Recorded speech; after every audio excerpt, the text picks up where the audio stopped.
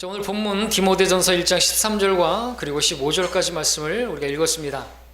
자, 또 하나의 본문을 찾겠습니다. 우리 찬송가에서 찾겠습니다. 찬송가 398장입니다. 오늘 본문이 두 곳입니다. 우리가 읽었던 본문과 찬송가 본문 보겠습니다. 398장입니다. 자, 오늘 설교는 본문이 디모데전서 1장 13절로 15절이지만 각각의 설교의 대지들은 찬송가 398장 나 같은 죄인 살리신이라는 각 절 가사를 통해서 하나님의 말씀을 전하고자 합니다. 오늘 말씀의 제목은 나 같은 죄인 살리신이 되겠습니다. 이 같은 설교 형식을 찬송 설교라고 하는데, 이 찬송 설교는 성경 지식이 좀 부족한 성도들에게 하나님의 말씀을 또 이렇게 쉽게, 또 하나님의 은혜를 쉽게 전달할 수 있는 그런 이점이 있는 그런 설교 방식이라고 할 수가 있겠습니다. 자, 나 같은 죄인 살리신, 이 존 뉴튼이 이 찬송가를 만들었죠. 존 뉴튼은 이 찬송을 통해서 하나님의 은혜로 구원받은 그 사실이 얼마나 놀랍고 귀한 것인가를 잘 전달해 주고 있습니다. 이렇게 자신 있게 말할 수 있는 것은 구원받은 성도들 중에서 아무도 그렇지 않다라고 반박하는 그런 성도들이 없었기 때문에 그렇죠.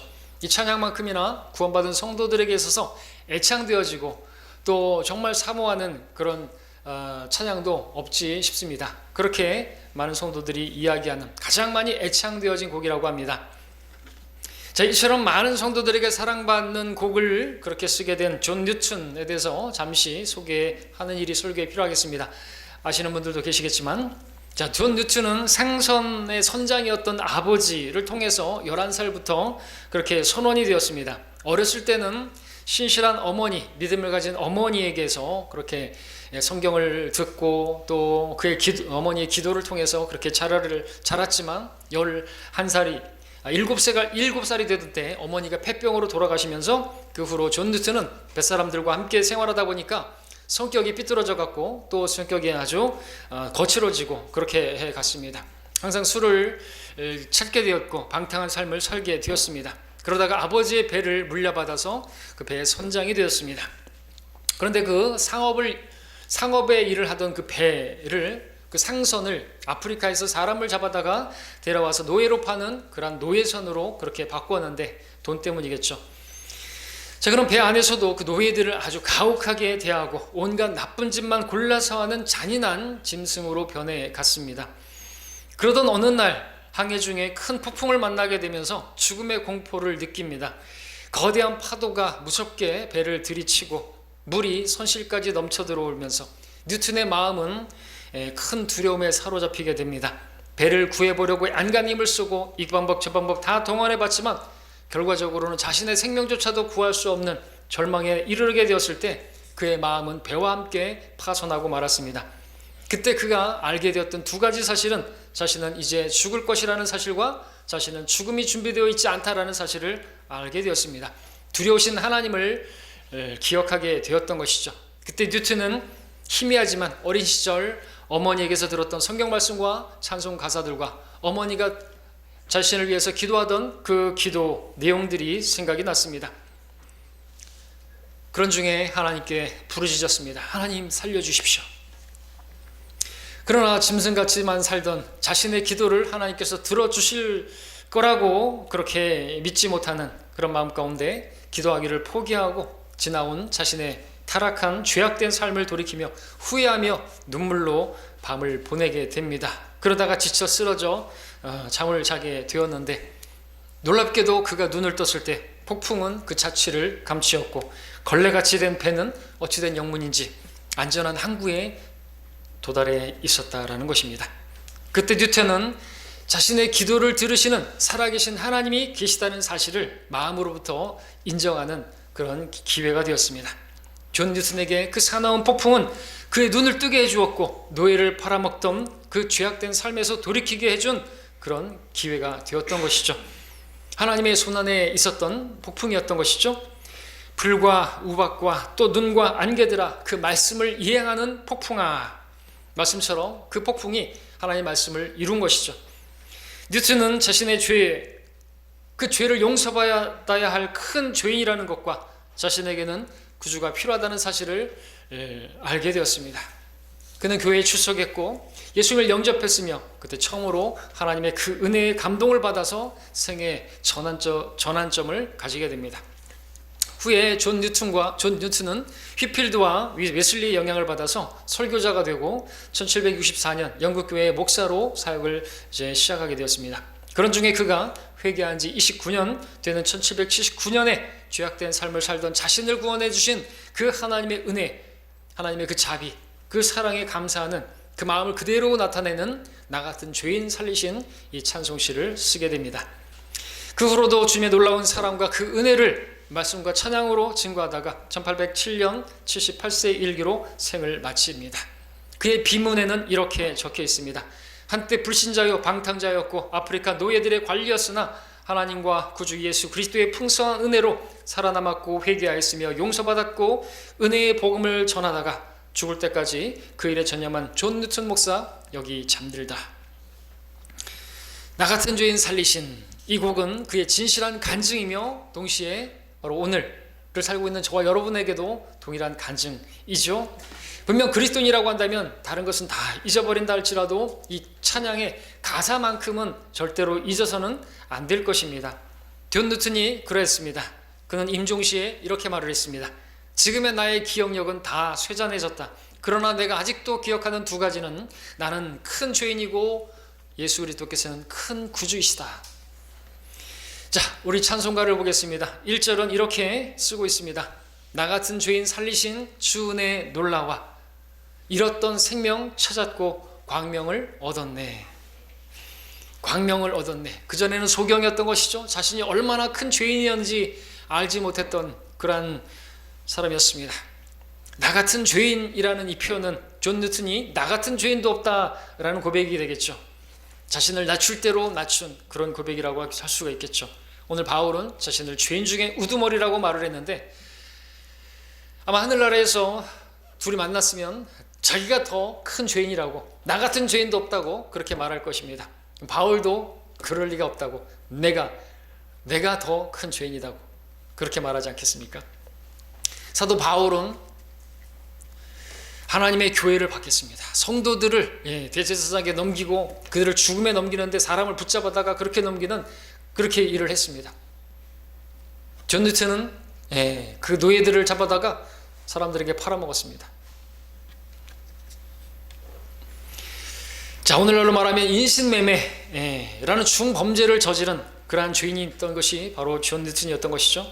인신매매, 여러분들 그 아주 가증하고 정말 어떻게 보면 살인죄보다도 더 끔찍하고 그런 죄가 아닐까 생각이 됩니다. 왜냐하면 그렇게 몸이 팔려가지고 사는 삶이 아니기 때문에 그렇죠. 그가 받게 되어질 상처와 그 고통을 무엇에 비교할 수가 있겠습니까? 지금도 인신매매의 범들이 있을까요? 찾아보니까 있더군요. 생각했던 것보다 훨씬 많더군요. 한 해 동안에 실종된 아이들은 과연 도대체 계속해서 그렇게 보여지고 있는데 광고하고 있고 전기요금 거기도 나오고 예전에는 우유가게도 계속 나왔는데 아이들은 어디로 간 것인가요? 지금처럼 그렇게 찾기 쉬운 그런 CCTV에 있고도 있고 한데 왜 찾을 수가 없는 것인가요? 그들은 도대체 어디로 간 것인가요? 10대 소녀들이 지적장애인을 장기 매매 위해서 납치, 감금, 폭행한 사건도 보게 되었고 10대 남자들이 자기들의 여자친구들을 돈 받고 사창가에 팔아넘긴 그런 사건도 보았고 필리핀 여성들을 취업시켜준다더니 성매매업소에 팔아넘기는 사건 등등 많은 일들이 있었습니다. 얼마나 큰 죄인 것입니까? 인신매매 생각해보면 정말로 여러분의 딸이 그렇게 누군가에게 잡혀가서 그렇게 어딘가에서 그런 생활을 한다고 생각해 보십시오. 얼마나 마음이 괴롭겠습니까? 그 부모의 마음도 찢어지는 것이죠. 제가 속초에 있었을 때 있었던 일을 말씀드린 적이 있었죠. 제가 구령했던 그 형제의 친구가 본의 아니게 자기의 동거녀를 산창가에 팔아 넘기게 된 일이 있었습니다. 사실 그 친구는 장비하는 사람들이 다 그렇지만 도박, 포카 치는데 많은 시간들을 그렇게 보냅니다. 그러다가 하루아침에 포크레인 차주가 바뀌고 덤프차 차주가 바뀌는, 왜냐하면 노름하다가 거는 것이죠. 도박에 필요한 돈을 빚을 그렇게 마련하기 위해서 자신의 동거녀를 다방에 맡기게 되죠. 그리고 돈을 빌렸습니다. 그러나 도박에서 돈을 다 잃고 동거녀는 다방 생활을 하게 되었는데 큰일이 생겼습니다. 시간이 지나도 그 친구가 오질 않자 다방 측은 돈을 받고 다른 곳에 넘겼다는 것이죠. 결국에는 부산에 있는 한 사창가로 가게 되었다는 소식을 듣게 됩니다. 그런 것도 모른 채 빌린 돈을 마련해 온 그 친구는 다방에 왔지만 그런 이야기를 듣게 된 것이죠. 충격적인 이야기가 아닐 수가 없었습니다. 그리고 사창가가 있다는 그 부산으로 내려가게 되죠. 찾아봤습니다. 여기저기 다 찾아봤습니다. 찾을 수가 없더라는 것이죠. 시간이 갈수록 그는 양심의 가책을 받게 되었고 죽기를 마음먹었는데 얼마 전 그 친구가, 바로 그 형제가 전해준 그 복음이 생각나더라는 것이죠. 너는 죄인이고 너는 죽으면 지옥 갈 것이고 지옥에 반드시 갈 것이라고 하는 강하게 제시했던 그 친구의 말 때문에 자살을 하려다가 멈췄다고 합니다. 그리고 새벽에 그 형제에게 찾아와서 그 친구가 묻더라는 것이죠. 정말로 지옥이 있느냐? 내가 죽는 건 무섭지 않은데 네가 말했던 그 지옥이 두려워서 내가 죽지 못하고 너에게 찾아왔다. 결국 예수님을 영접하게 되었고 그리고 다시 부산으로 내려가서 동거녀를 찾기 위해서 그렇게 갔지만 그 뒤로는 소식이 없었다고 하는 것이죠. 그 죄책감이 얼마나 컸겠습니까? 자신 때문에 한 여인의 인생이 망쳐졌다는 걸 생각할 때 그가 어디에서 어떤 일을 하면서 생활할까, 그리고 그 그녀가 자신을 얼마나 원망하고 증오할까를 생각하면 마음이 얼마나 찢어지겠습니까? 그 친구가 그 형제에게 이야기하기를 자신이 동거할 때도 잘 대해주지 못하고 술 먹고 때리기도 하고 밥상을 걷어차기도 했던 그런 일들이 생각나서 마음이 막 조여오더라는 것이죠. 그 죄책감을 무엇으로 말할 수 있겠습니까? 이처럼 한 여인을 판 죄책감도 큰데 존 뉴턴은 한 사람이 아니라 많은 사람들을 그렇게 팔아넘긴 인신매매 범이었던 것이죠. 근데 그런 그가 주님의 은혜로 구원을 받게 되었고 그 모든 죄들이 용서되었다는 것이죠. 그 은혜가 얼마나 컸던 것이겠습니까? 얼마나 놀라웠겠습니까? 그래서 고백합니다. 나 같은 죄인 살리신 그 은혜, 주 은혜 놀랍다고 말하는 것이죠. 존 뉴턴은 평상시에도 그리고 심지어는 예배 때조차 양복을 입지 않고 노예복을 입고 생활하고 설교했다고 합니다. 이유는 노예를 팔던 나 같은 죄인 살리신 그 은혜를 잊지 않기 위해서 항상 노예복을, 그리고 노예들을 생각하면서 설교하고자 그렇게 노예복을 입고 설교를 했다고 합니다. 자, 2절에서 고백이 이어집니다. 큰 죄악에서 건지신 주 은혜에 고마워.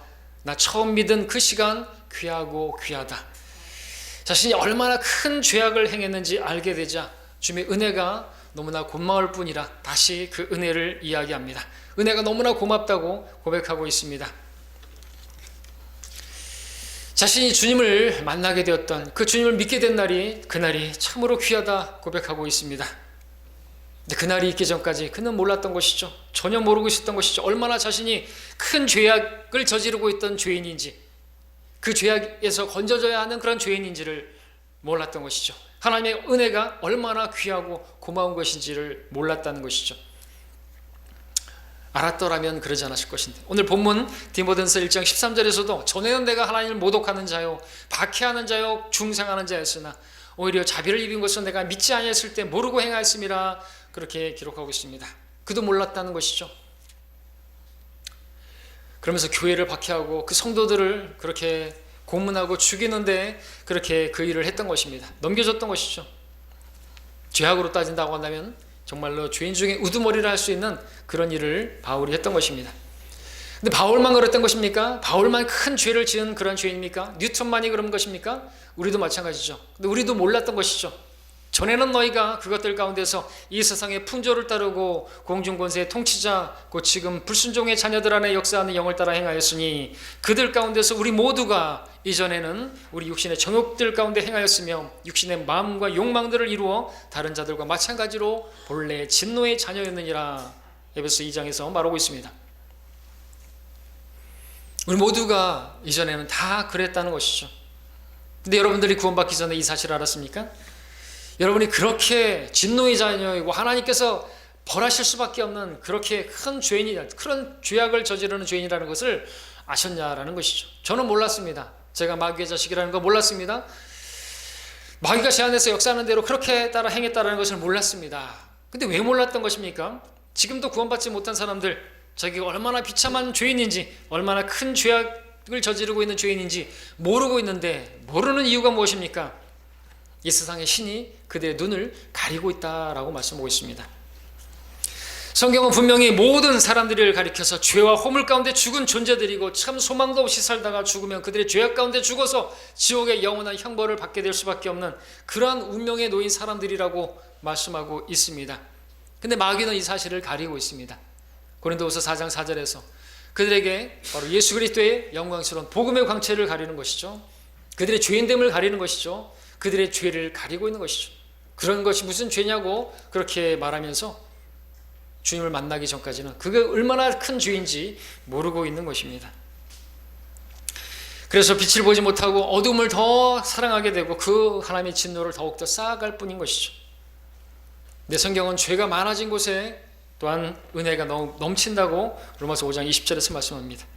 자, 이 말씀을 기록한 사도 바울만큼 은혜를 받은 사람도 없다고 할 수 있겠습니까? 없죠. 그래서 고백합니다. 15절에서 죄인 중에 내가 우두머리라. 큰 죄악에서 건지신 주 은혜에 고마워. 큰 죄악에서 죄가 많은 곳에 은혜가 넘치는데 사도 바울 또한 그 은혜를 찬송했고 그 은혜의 복음을 전파하는 데 자신을 드렸던 것이죠. 여러분들도 큰 죄악에서 구원을 받으신 분들입니까? 큰 죄악에서 구원받은 사람에게는 그 은혜가 더욱더 크겠죠. 반면 작은 죄에서 자기가 구원받았다고 그렇게 믿는 사람은 그 은혜도 별것 아닐 것입니다. 예수님께서도 많은 죄들을 탕감받은 자가 더 많이 주님을 사랑한다고 말씀을 하셨습니다. 여러분은 어떻게 말하십니까? 존 뉴턴과 같이 그렇게 큰 죄악에서 나를 구원하신 예수님은 큰 구주시고 나는 큰 죄인이라. 그리고 여러분들도 바울처럼 내가 바로 죄인 중에 우두머리라고 그렇게 고백하십니까? 그렇게 고백할 수 있어야 하는 것입니다. 스펄전 목사가 설교 중에 이런 말을 했습니다. 하늘나라에 가면 제가 제일 크게 주님을 찬양할 것입니다. 왜냐하면 내게 베푸신 은혜가 너무나 크기 때문이고 나 같은 죄인도 없기 때문에 그렇습니다. 예배가 끝나자 한 집사가 스펄전 목사님 앞에 서서 그렇게 말했습니다. 목사님, 오늘 설교 중에서 실수하셨습니다. 목사님이 하늘나라에 가면 제일 크게 찬양할 것이라고 하셨는데 그 점에 있어서는 저는 양보할 수 없습니다. 왜냐하면 제가 더욱더 주님을 찬양할 것인데, 왜냐하면 죄인 중에 나 같은 큰 죄인도 없기 때문에 그렇습니다. 그 다툼을 보던 한 모친이 질 수 없어서 대답을 합니다. 그 점에 있어서는 저도 양보할 수 없습니다. 내가 제일 크게 찬양할 것입니다. 왜냐하면 내가 받은 은혜가 목사님이나 집사님이 받은 은혜보다 더 크기 때문입니다. 경건한 질투의 싸움이죠. 자, 근데요, 죄는 죄일 뿐인 것입니다. 사실 죄의 경중을 따지는 것은 인간의 판단일 뿐, 하나님 판단은 똑같은 죄라는 것이죠. 지옥에 가는 데는 예외가 없습니다. 주님께서 마음으로 간음하는 것이나 몸으로 간음하는 것이나 다를 바 없는 그런 죄라고 말씀하셨습니다. 실제 죄가 무엇인가? 그들이 나를 믿지 않기 때문이요 라고 요한복음 16장 9절에서 말씀하셨습니다. 예수님을 믿지 않는 것, 예수님께서 우리 모든 죄악을 다 담당하시고 우리 1만 달란트 그 죄값을 다 탕감하기 위해서 그 모진 고초를 당하시고 십자가에서 죽으시고 사흘 동안 혼의 고통을 당하신 것, 근데 그것을 믿지 못할 일로 여기고 그 하나님의 구원 계획을 무효화시켜버리고 하나님의 아들을 십자가에 다시 못 박는 것과 같은 그런 짓이 얼마나 큰 죄인 것입니까? 하나님께서 벌레와 같은 나 같은 죄인을 위해서 죽으신 일은 엄청난 일이 아닐 수가 없는 것이죠. 그것이 하나님의 사랑이라고 말씀하고 있습니다. 성경에 따라 우리는 정말로 짐승과 같은 사람들이에요. 오늘 많은 사람들이 개를 사랑하고 고양이를 사랑하는데 그 개, 고양이를 아무리 사랑한다 할지라도 그 개를 위해서, 고양이를 위해서 개가 되고 고양이 되거나 그 개의 밥을 먹고 심지어 그 개의 더러움을, 고양이의 더러움을 위해서 대신 죽고자 하는 그러한 사람은 없을 것입니다. 근데 우리 하나님께서는 그러하셨다라는 것이죠. 그 일을 하신 것입니다. 벌레와 같은 죄인을, 그 더러운 죄들을 담당하시기 위해서 그냥 담당한 것이 아니라 형벌을 당하시고 혼의 고통을 지옥에서 사흘낮밤을 당하셨던 그 일을 하찮은 일로, 그 일을 믿지 못할 일로 거부하는 죄야말로 큰 죄악이 아니겠습니까? 하나님의 구원 계획을 거부하고 자기 멋대로 인생을 설계하며 살아가는 그 사람의 삶이 얼마나 큰 죄악인지 생각해 보셨습니까? 자기를 지으신 창조주 하나님의 크신 사랑을 외면한 채 살아가는 피조물의 죄가 얼마나 가증한 죄인지 여러분들 가늠해 보셨습니까? 잘 와닿지 않습니까? 아버지의 마음을 아프게 한 아들이 있었습니다. 그 아들은 매일 밤늦도록 술 마시고 집에 들어오기 일쑤이고 심지어 대마초와 마약까지 하는 등 제멋대로였습니다. 아버지는 타이르고 탈렀지만 아들은 막무가내였습니다. 어느 날 아들은 평소처럼 다 늦은 저녁에 집을 나가려고 하는데 아버지가 보다 못해 그 앞을 가로막고서는 말을 했습니다. 오늘도 밖으로 나가려거든 이 애비를 밟고 나가라. 문지방에 가로 누웠습니다. 아들이 어떻게 했습니까? 아들은 그럼에도 아버지를 밟고 나갔습니다. 여러분, 이 아들에 대해서 분노하실 것입니다.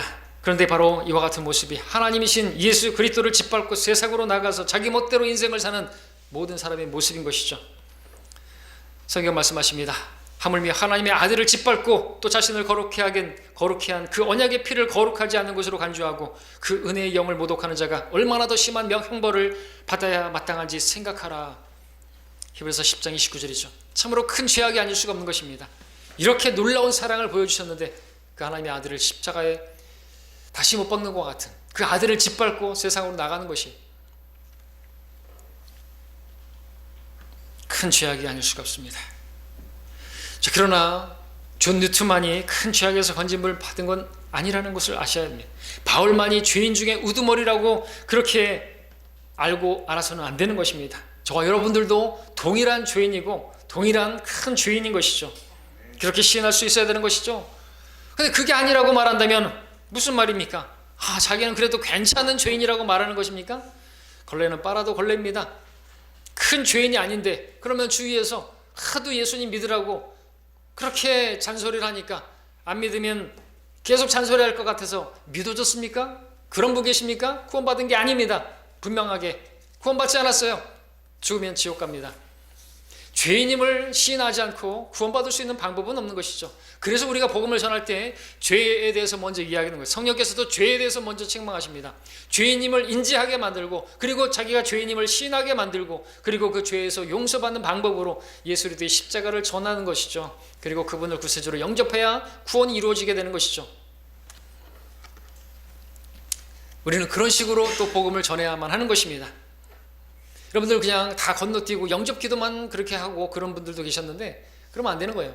영접 기도에 어떤 효과가 있어가지고 뭐 다른 거 다 얘기도 안 하고 죄에 대해서 얘기도 안 하고 나 따라 해 그리고 예수님 영접하게 하면 그건 구원받는 게 아닌 것이. 자기가 죄인인 것을 인정하게 만들고 그 죄 때문에 지옥 갈 수밖에 없는데 예수님께서 그 모든 죄악을 담당하셨고 믿으면 죄가 없어지게 되어지고 탕감받는 것이기 때문에 예수님을 구주로 믿는 방법에는 구원받는 방법이 다른 방법이 없다고 그렇게 얘기를 하고 복음을 전해야 하는 것이죠. 큰 죄악에서 건지신 주 은혜의 놀라와 우리가 부르는 찬송가의 많은 가사들을 보게 되면요, 하나님의 사랑이 그냥 보통의 사랑이 아니라 크신 사랑이라고 그렇게 불리고 있습니다. 하나님의 크신 사랑 나 감당할 수 없네. 갈보리의 크신 사랑, 그 크신 하나님의 사랑 말로 다 형용 못하네. 하나님의 크신 사랑 다 측량 다 못하며 주의 큰 사랑 내가 힘입어 주의 자녀 됐으니 은혜도 그냥 은혜가 아니라 큰 은혜라고 불리고 있습니다. 내 주 하나님 넓고 큰 은혜는 저 바다보다 넓다 깊다. 놀랍고도 무한하신 예수님의 은혜, 깊고 깊은 바다보다 더 깊은 은혜, 지금까지 지내온 것 주의 크신 은혜라. 자, 이렇게 근데 크신 사랑이나 크신 은혜만 나오는 것이 아니라 상대적으로 바로 큰 죄인이라고도 나오죠. 나 같은 큰 죄인 위해 주 보혈을 흘렸네. 큰 죄에 빠진 나 주 예수 건지사 이 벌레 같은 날 위해 주 보혈을 흘렸네. 이 같은 찬송가들을 만들고 부른 사람 모두가 그렇게 인정하기에 오늘도 우리가 부르면서 인정하고 부르는 것이죠. 여러분들도 그렇게 이 벌레 같은 나, 큰 죄에 빠진 나를 건져주신 주님을 노래하는 것이죠. 그렇게 우리도 고백하는 것입니다. 그리고 그 고백이 사실이라고 한다면 어찌 내가 구원받은 그날이 귀하고 귀하다라고 준누트처럼 고백하지 않겠습니까? 하나님의 크신 사랑과 은혜로 죄사함 받아서 하나님의 자녀가 되어서 영원한 생명을 선물로 받게 되었는데 그 일이 어찌 고맙지 않고 그날이 어찌 가장 귀하다고 말하지 않을 수가 있겠습니까? 존 뉴튼은 찬양을 통해서 자신이 구원받게 된, 자신이 눈을 뜨게 된 예수님을 만나게 된 그날이 귀하고 귀하다고 고백하고 있습니다. 여러분들도 그렇게 고백하십니까? 그날이 내가 살았던 삶 가운데서 가장 귀하고 복된 날이고 소중한 날이라고 말입니다. 그래야 마땅하죠. 3절을 보겠습니다. 이제껏 내가 산 것도 주님의 은혜라, 또 나를 장차 본향에 인도해 주시리. 존 뉴턴도 사도 바울처럼 고백합니다. 지금까지 자기가 산 것이 주님의 은혜라고 말이죠. 고린도전서 15장에서 말한 것처럼 지금의 내가 있는 것, 내가 된 것은 주님의 은혜요. 내가 다른 사람들보다 뭘 했다 할지라도 그것은 하나님의 은혜라고 고백하는 것처럼 존 뉴턴도 말합니다. 내가 산 건 내가 산 게 아니고 하나님의 은혜라고 말이죠. 성숙한 성도의 간증이 무엇입니까? 모든 것이 은혜라고 고백하는 것이죠. 받을 만한 자격이 아무것도 없는 나에게 베푸신 하나님의 은혜라고 고백하는 것이죠. 성숙한 성도인 것입니다. 자, 은혜 중에 은혜, 은혜 위에 은혜가 무엇입니까? 무엇보다도 지옥의 영원한 형벌 가운데서 고통당할 수밖에 없는 나를 주님께서 은혜로 구원해 주신 것입니다. 아무런 선을 행한 것도 없고 아무런 잘난 것도 없고 아무런 선행한 것도 없는데 교회를 다니지도 않았고, 그런데 주님께서 은혜로 단지 예수님을 구세주로 영접했다는 그 믿음 보시고 나에게 하나님의 의를 전가해 주셨다는 것이죠. 그리고 하늘나라의 본향에서 영원히 살 수 있는 자격을 주셨다는 것이에요. 그 약속을 주셨다는 것입니다. 나를 장차 본향에 인도해 주시리. 확신에 찬 고백입니다. 바울도 이 같은 고백을 합니다. 디모데후서 4장 18절을 보겠습니다.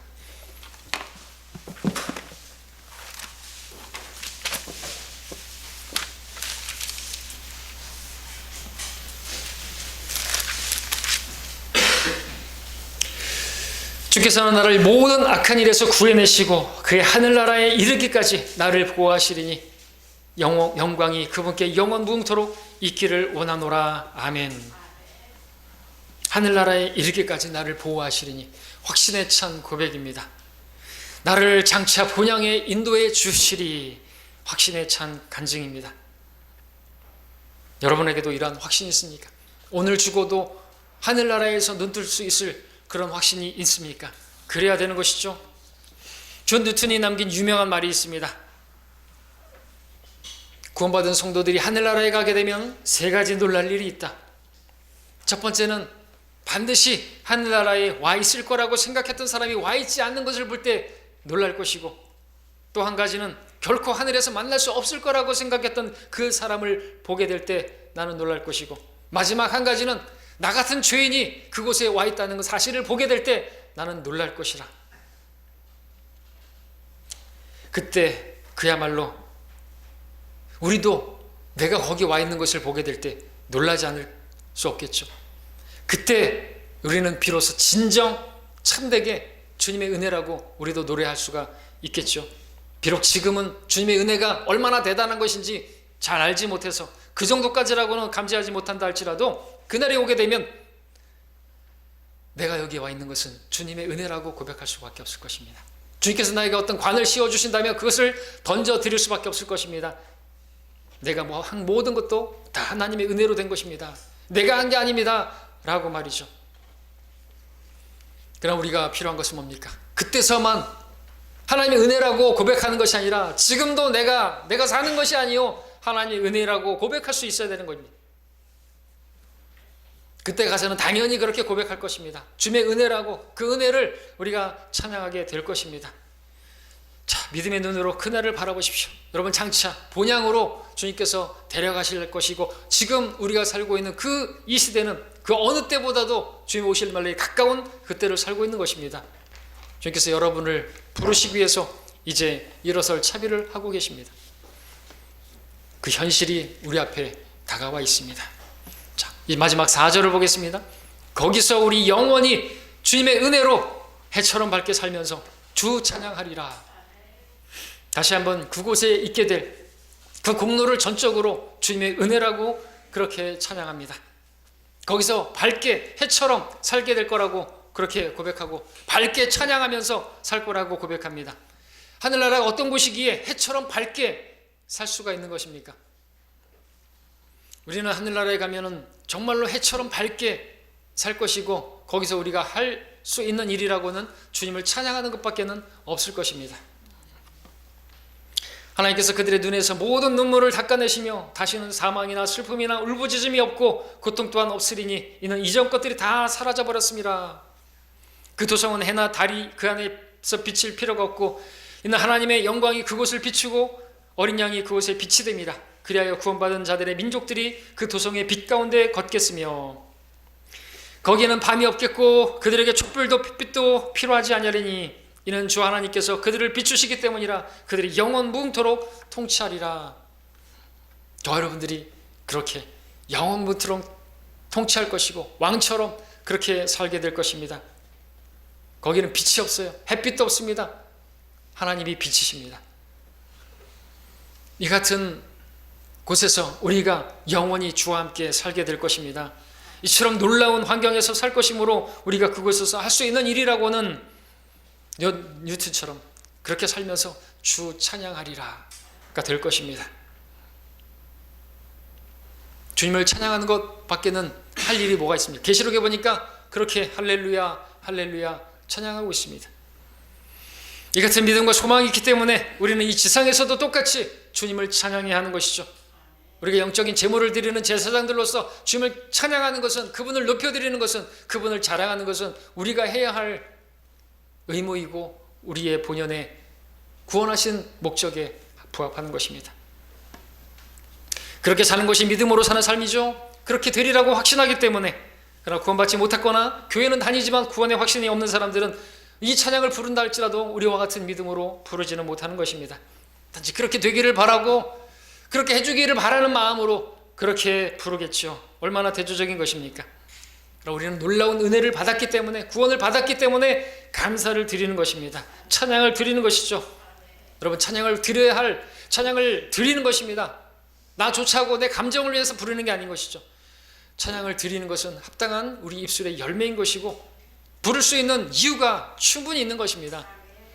그분은 찬양받으시기 합당하신 분이시기 때문에. 존 뉴턴은 찬양을 통해서 그 신앙 간증으로 하나님의 은혜가 얼마나 놀라운지 정말 절로 고개 숙이게 만드는 그러한 찬송시를 썼습니다. 이 찬양은 정말로 많은 사람들에게, 심지어는 불신자들조차도 이 찬양을 알고 있습니다. 불신자들의 마음도 하나님께 이끌 정도로 놀라운, 하나님께 쓰임받는, 그렇게 쓰임받았던 그러한 곡이기도 합니다. 실제로 그와 같은 일이 있었던 것이죠. 한 일화를 소개해 드릴게요. 나 같은 죄인 살리신 이 찬송가에 담긴 놀라운 이야기가 한 다큐멘터리의 영상에 나오는데, 그 영상을 빌 모어즈가 만들었다고 합니다. 그 영상은 런던 웸블리 스타디움에서 찍은 장면입니다. 대부분 록밴드, 헤비메탈 그런 그룹들이 남아프리카 공화국의 발전을 기념하기 위해서 모였는데, 무슨 이유에서인지 제작진은 제시 노만, 오페라 가수, 그 가수를 마지막 순서로 짜놓았다고 합니다. 그 영상은 스타디움에서 떠들썩한 군중과 제시 노만의, 그리고 빌 모어즈와의 그 인터뷰를 그렇게 교차하면서 보여주고 있습니다.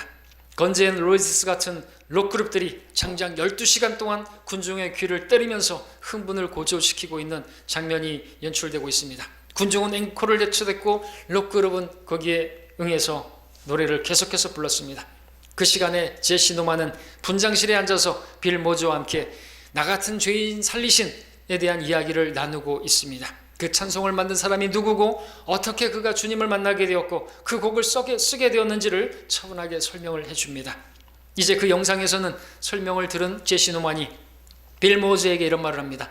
노래의 곡조를 보니까 흑인 노예들의 것으로 보이는데 아마도 존 뉴턴이 오랜 노예 생활을 하던 그 옛날 그들이 부르던 그 곡조를 빌어서 노래를 지은 것 같습니다 라고 이윽고 제시 노만이 노래할 차례가 되었습니다. 아프리카 의상을 입은 흑인 여가수 제시 노만이 무대 위를 걸어갑니다. 원형 조명 하나만이 그녀의 뒤를 따릅니다. 악단도 없고 악기도 없습니다. 제시 노만뿐입니다. 누군가 군중 속에서 건즈 앤 로지스 같은 그들의 음악을 더 듣자고 소리칩니다. 이에 다른 사람들의 외침이 뒤따릅니다. 무대가 볼품 없어지는 것 같습니다. 야유가 나옵니다. 그러나 제시 노만이 혼자서 아카펠라로 아주 천천히 노래를 시작합니다. 나 같은 죄인 살리신 주 은혜 놀라와 잃었던 생명 찾았고 광명을 얻었네. 그날 밤 웸블리 스타디움에는 놀라운 일이 벌어지기 시작합니다.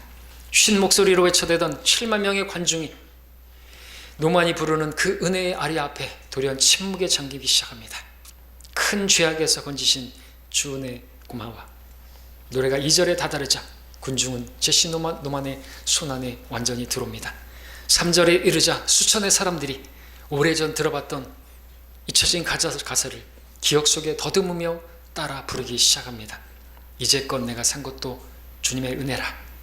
거기서 우리 영원히 주님의 은혜로 해처럼 밝게 살면서 주 찬양하리라. 성령께서 그곳에 모인 사람들을 사로잡는 것 같습니다. 눈물을 흘리는 사람들이 너무나 많아서 셀 수가 없었다고 합니다.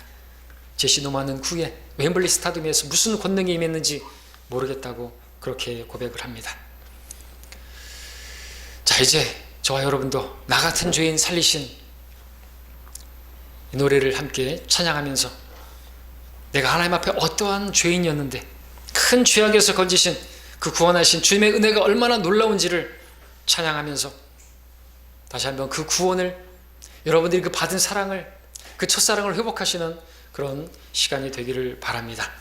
우리 찬양을 함께 하겠습니다. 부르실 때 꼭 여러분들이 내가 받은 구원이 그 구원받은 것보다 더 소중하게 여기는 것이 있다고 한다면 여러분들 부끄럽게 여기시고 예수님의 대속의 그 첫사랑을 회복하시는 그런 시간 되기를 바랍니다. 그리고 지금 이 자리에 내가 서 있는 것과 앞으로 하늘나라에서 영생을 누리게 될 그 일들이 순전히 주님의 은혜임을 고백하는 성숙한 믿음 가운데 주님의 나라를 소망하면서 그곳에서 영원히 찬양을 부를 여러분들처럼 그렇게 찬양을 부르도록 하겠습니다. 함께 다 일어나시겠습니다.